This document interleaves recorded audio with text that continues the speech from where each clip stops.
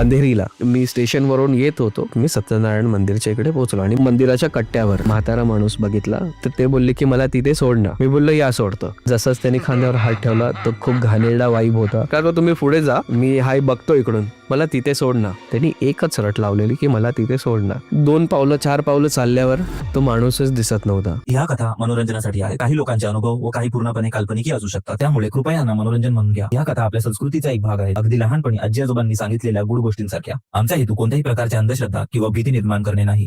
मी जेव्हा प्रोडक्शन हाऊसमध्ये होतो आणि प्रोडक्शन हाऊसमधून कास्टिंग करून येताना मला भरपूर लेट व्हायचं. म्हणजे माझा रेग्युलर टाइम माझं प्रोडक्शन हाऊस होता अंधेरीला.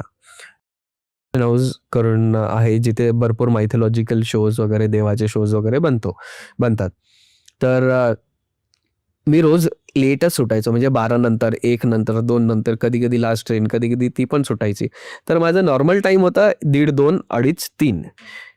तर पावसाचा टाइम होता आणि मी स्टेशनवरून येत होतो. एकदम डेड सायलेन्स, म्हणजे फक्त आपल्याला थेंबेचा आवाज येईल इतकाच पिन ड्रॉप सायलेन्स बोलू शकतो आपण. तर मी आलो स्टेशन रोडला. तुला साईबाबा मंदिर असेल माहिती आहे, ठीक आहे. साईबाबा मंदिरच्या इकडून तो फॅक्टरी लाईन येतो माहिती आहे. तिथून एक शिव मंदिर. तर तिथूनच ती छोटीशी गली आहे, तिथून माझं घर येतं. सत्यनारायण मंदिरच्या जवळ माझं घर आहे. तर तो सगळा एरिया क्रॉस करत करत मी सत्यनारायण मंदिरच्या इकडे पोहोचलो आणि मी खूप घाबरलेला असतो. मोस्टली मला असं वाटतं की कोणतरी माझ्या मागे आहे. रात्र पण तेवढी असते आणि फक्त भूतांना नाही तर माणसांनाही. म्हणजे दोन्ही गोष्टी असतात हो, त्या. हो, हो. तर मला नेहमी असं वाटतं की काहीतरी. तर तुम्ही माझ्या नेहमी प्रिपरेशन ठेवतो Alert की असतोस. हो, की पेन असतो किंवा हातात किंवा काही असं एक ऑब्जेक्ट असेल तर मी ठेवतो. तर मी आलो मंदिराच्या इथे पोहोचलो. मंदिराच्या इथे पोहोचल्यावर माझी सवय की मी पाया वगैरे असं बाहेरून पडतो. तर तिकडे एक मी म्हातारा माणूस बघितला कोपऱ्यावर बसलेला मंदिराच्या कट्ट्यावर. तर मी आउट ऑफ क्युरिओसिटी मी त्यांना विचारलं की काका काय झालं तर ते बोलले की मला तिथे सोड ना. तिथे ॲज इन लाईक जिथे मी राहतो ना त्याच्या मागच्या गल्लीमध्ये तो बोलत होता की तिथे मला सोड.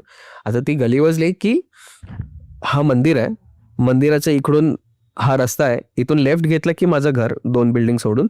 इथून सरळ गेलास की लेफ्ट साईडला बिल्डिंग्स आहेत, लेफ्ट आणि राईट साईडला कन्स्ट्रक्शन होत आहे. तर इट वॉज पिच डार्क. तर मी त्यांना विचारलं की काका कुठे राहता. नाही मला इथे सोड ना. तर कारण की मी तिकडे खूप वर्ष राहिलोय तर आम्हाला माहिती की कोणाच्या घरी आले असतील किंवा नाव घेतलं तर लगेच लक्षात येईल. आणि एखादा म्हातारा 3-3:30 वाजता तिकडे काय करेन. तर तेवढं माझ्या एकदम लगेच लक्षात नाही आलं. पण मी त्यांना विचारलं की काका कुठे राहता. तर मला तिथे सोड ना. त्यांनी एकच रट लावलेली की मला तिथे सोड ना. मी बोललो या सोडतो. जसं तो जवळ आला त्यांनी खांद्यावर हात ठेवला. तो म्हाताऱ्याचा हात नव्हता. तो खूप फर्म, हेवी, स्ट्रॉंग हात होता. आणि जसंच त्यांनी खांद्यावर हात ठेवला तो खूप घाणेरडा वाईब होता. खूप वाईट वाईब होता की काहीतरी घाणेरडा येते, नकारात्मक शक्ती आहे ती.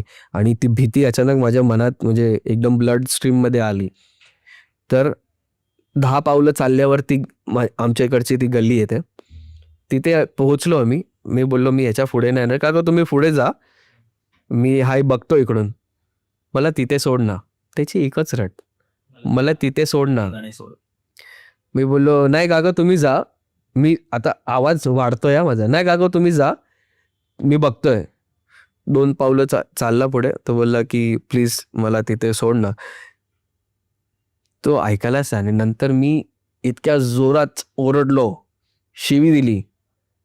म्हणजे खूप घाणेरडी शिवी दिली ती आणि खूप जोरात ओरडलो. 2 पावलं 4 पावलं चालल्यावर तो माणूसच दिसत नव्हता.